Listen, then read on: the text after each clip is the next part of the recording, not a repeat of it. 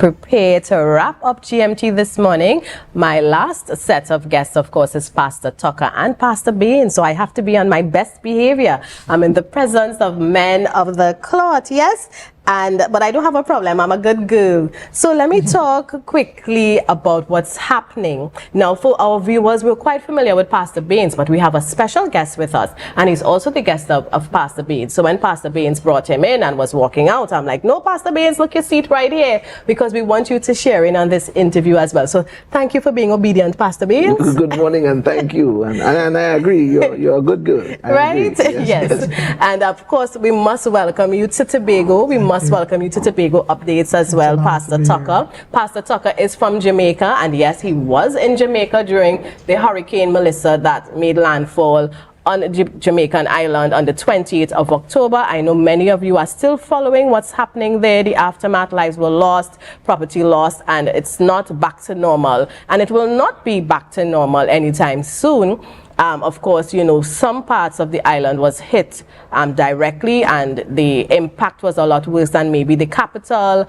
But at the end of the day, it's one people, one nation, and they all feel for each other. So, Pastor Tucker, I mean, I don't know if this may have been your first experience in a hurricane like that, right? But what was this like? And let's talk more about the aftermath, because we want to give the people in Tobago an opportunity. Some of them would have lived through Hurricane Flora, some of the other storms. But when you talk about the impact on Jamaica, tell us a little of what you have seen. I was there in 88, 87 when Gilbert hit. Yes. This is like 3 times Gilbert. Wow. It's the most devastating thing that has ever happened to Jamaica since maybe when Port Royal hit with the earthquake. Right. The government was nowhere near prepared for something like this. I don't think any country would be. Jamaica has been hit in 2 different ways. One, psychologically, in a social way, and in the psyche. I can see people in the east, which is where I'm from, Kingston. Though we had heavy flooding, people, you know, houses slide away, all that kind of stuff. So we don't talk about that because the bigger problem is so big. Yes. We just deal with the immediate, but some people really did lose their homes, lose even their lives in Kingston. So Kingston was not like in the sunshine having a beach party while the West was suffering. Kingston had its hit. But more than that, Kingston was traumatized, I think, because in Jamaica, everybody connected to somebody. You're living Kingston, but your family's from Westmoreland or Montego Bay or Mandeville or Manchester.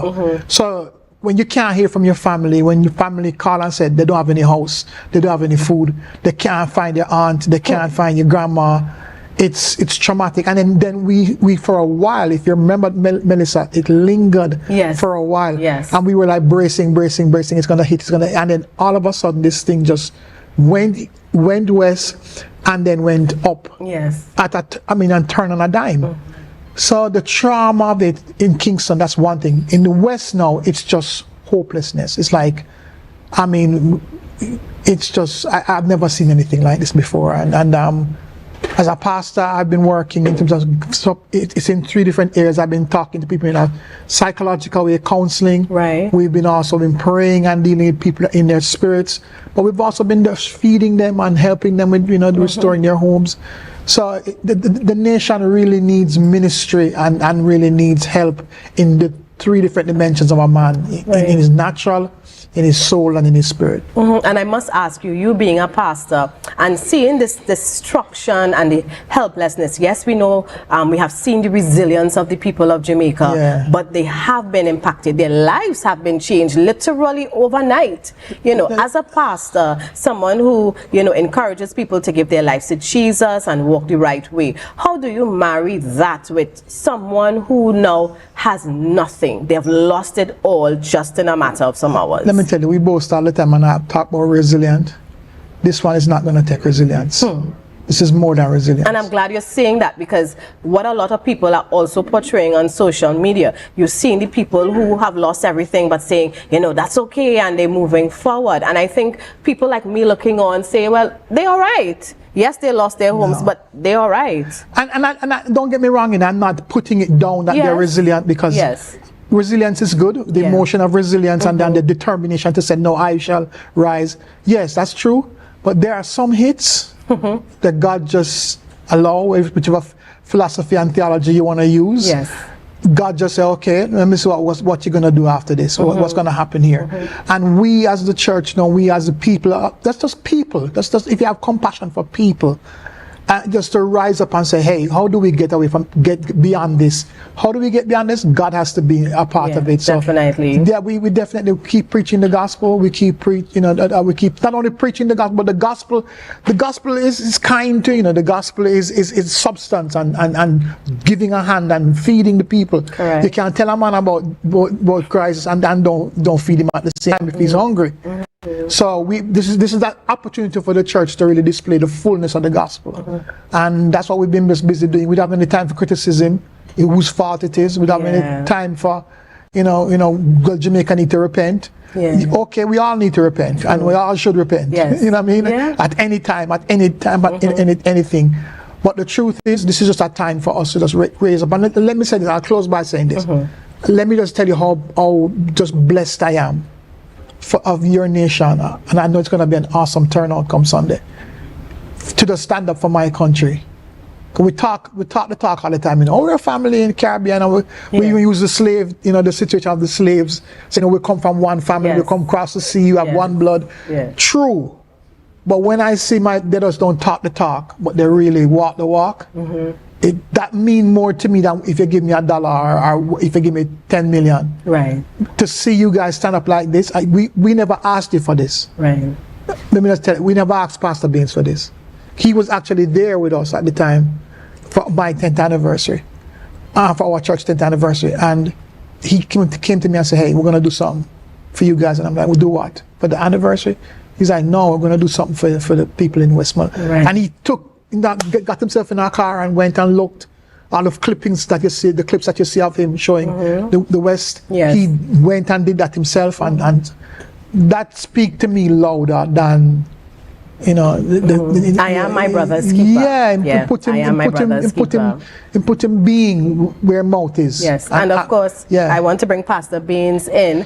We heard Pastor Tucker said, you're the one who offered the assistance. Sure. And we're talking about, not just talking, but actually walking the walk. And I want our viewers to know how they can help in response to Jamaica. Well, sure. I mean, the thing is that, I've done benefit events before for other jurisdictions in the region that have been affected. I've done for Dominica, when we had massive flooding in Trinidad, we did stuff before and that kind of thing. So in response is a theme that started with Renaissance movement in Trinidad, led by J.R.L. Lewis, and they started that theme to treat with disaster support and relief and that kind of thing wherever. And so I have been operating under that banner with their blessing and that kind of thing. And so when this happened, it seems to me it's just natural. It's just what is right to do. Right. You understand? It didn't take no revelation or no dream, because the fact of the matter is that we are really connected one to the other from a human standpoint. I have tremendous friendships and church connections with his ministry and a couple other ministries in Jamaica and so on. And I know that these church organizations are the center for relief and support. Yes. So while they do ministry with their congregants who may have had loss and trauma, they also are the center for the community, people that have been have lost everything, look to the church for subsistence and that kind of thing. So in order to assist them with doing their work, we try to provide, hopefully we will get the kind of support, so we provide the resource so that we can carry out the work. Because they said, I saw this past week, that it's going to take $10 billion in the rebuilding on average. Right. The Jamaica government can put up 500 million according to the report. Therefore, the 9.5 billion would have to come from external donors and support. And of course, several agencies has arisen to the challenge, different, whether it be entertainers or businesses or whatever. Yes, everybody doing their part. And I feel that we too have to do our part. And where you sow is where you reap, you understand? And I mean, that's another principle all by itself. You know, we never know when we would need support at some point. You understand? And while that is not the exclusive motivation, but really and truly, if we are really, in fact, a part of a brotherhood, Jamaica's hurt has to be my hurt. You understand? Jamaica's issues has to be my issues as well. So there's a human responsibility that we have. And notice I'm not even just saying church, but there's a human responsibility that we have. You understand? Because church really is made up of humans. You understand? And in times like these, as Pastor was just saying, you cannot push us a spiritual message when the man's immediate concern is physical. You understand? If a man has no place to sleep and no food to eat, you understand? You understand? So I want you to tell us how we can be a part of this response to Jamaica on Sunday. Right. So of course, Sunday at 6 p.m. we are at the Food Hub. And we are receiving donations towards this effort. We are working with 3 church organizations, one in Montego Bay, Pastor Tucker in Kingston, and another pastor in Old Harbor. And they are all connected to an umbrella there in Jamaica. So as they do their work, we are just lending a hand to assist them. So we want everybody to come out on Sunday evening and come make sure that you walk with some money, right? You know, we want to raise as much money. In fact, we have been ambitious to say that we want to raise $20,000 US. You understand? So, and I don't think that is something that is beyond our reach, right? And we're going to have these performances by several gospel artists here in Tobago, and it is an exclusive Tobago thing because it is simpler to manage, and we try to treat it overheads and that kind of thing. And so we are going to auction all the performances.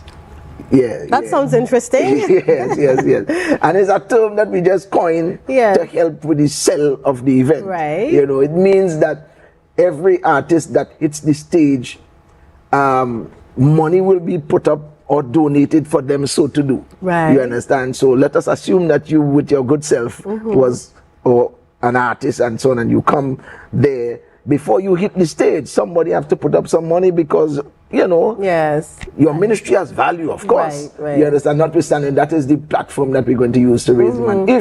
If you know, there are some people that are very ambitious and sentimental. They may have a song that they like from Pastor Tucker, you know, Sold Out or whichever one.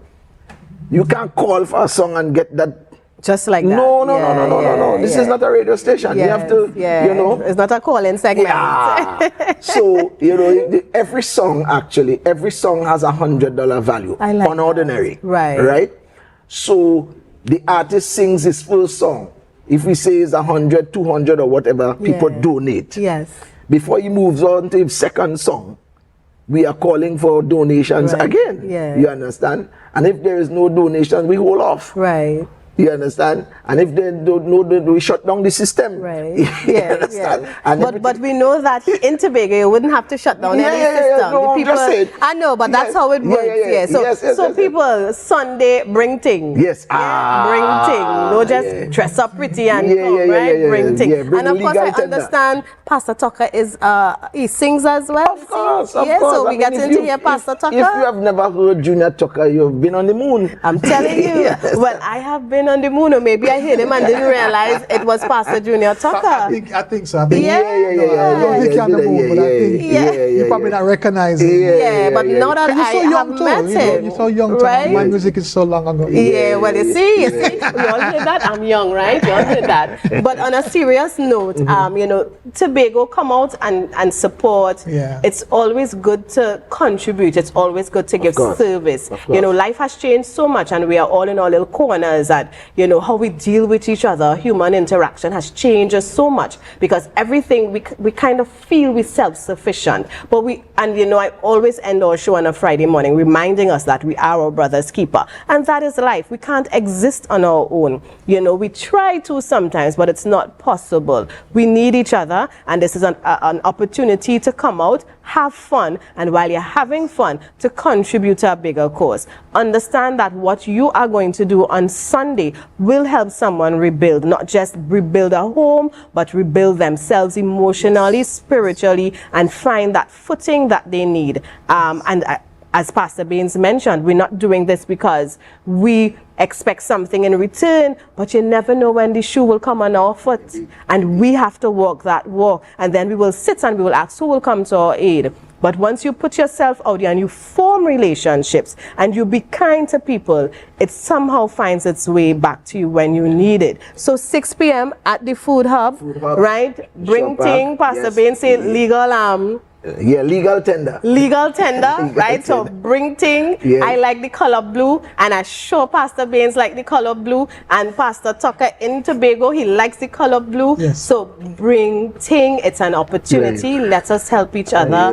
Have a good time. Tobago, I know we know how to have a good time. Yes. Our Christian community, clean, fun, and if I know people are asking if they can work with donations, dry goods. Are we doing that kind of thing as well? We didn't want to complicate it because we know there are several agencies that are doing those things, collecting those items. We just want to deal with currency, and then we're going to just transmit that to and the of course the organizations on the ground can then use that money for exactly to fill the needs that there are gaps, and continue their ministry. So Pastor Tucker, I don't know if you have anything else to share with us, but I'm happy that you could be here and that we can have the opportunity to support you as well. I'm just so blessed that your people, my family, is doing this for us. I like that. Your family. Yeah. All right. So if you didn't know you have Jamaican family, you have Jamaican family. Yes. Pastor Tucker, yes, he sees us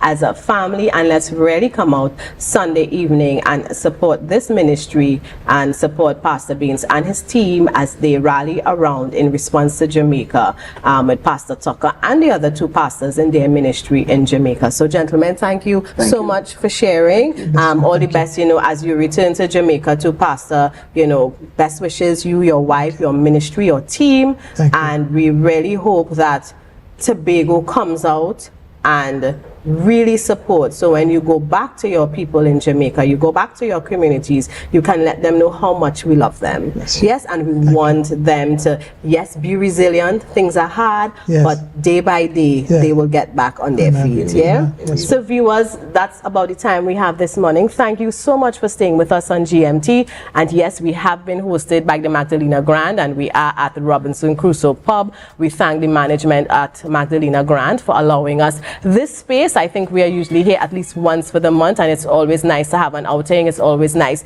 to be in one of their rooms, one of their spaces, to bring you our shows on a regular basis. So thank you for staying with us. It is Friday. The weekend has begun. I know we have a cruise ship in dock this morning, so Scarborough may be a bit busier. Let's look out for each other. And yes, please remember that you are your brother's keeper. And of course, we're looking at what's happening for Tobago Day. You know, so much is happening. We have the Food Hub Sunday evening.